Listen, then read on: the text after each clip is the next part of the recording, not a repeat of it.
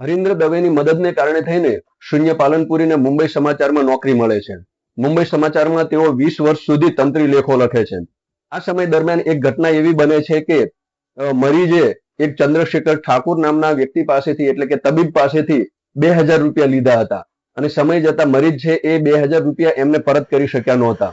એટલે ચંદ્રશેખર ઠાકુર છે એમને મરીજ પાસેથી એમનો એક કાવ્ય સંગ્રહ એની માંગ કરી હતી અને મરીજે એમનો પોતાનો કાવ્ય સંગ્રહ છે આ ચંદ્રશેખર ઠાકુરને આપી દીધો હતો.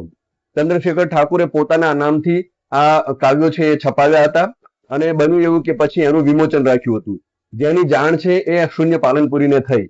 શૂન્ય પાલનપુરીને થઈ એટલે શૂન્ય પાલનપુરીએ ચંદ્રશેખર ઠાકુરને જણાવ્યું કે આ કવિતાઓ છે, આ ગઝલો છે એ તમારી નથી અને આ તમે જે કરી રહ્યા છો એ ખોટું છે. આ વિશે હું આવતીકાલે પેપરમાં લખીશ.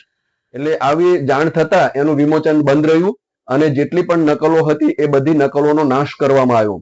આ બધી કવિતાઓ એટલે કે ગઝલો છે એ પછીથી સમગ્ર મરીજ એ કાવ્ય સંગ્રહની અંદર સંપાદિત થઈને પછી પ્રગટ થાય છે.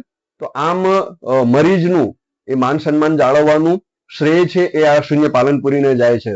શૂન્ય પાલનપુરીએ માત્ર પોતાનું જ નહીં પણ પોતાના સમકાલીનોનું પણ આ રીતે ધ્યાન રાખ્યું છે અને એમનું માન સન્માન જાળવ્યું છે.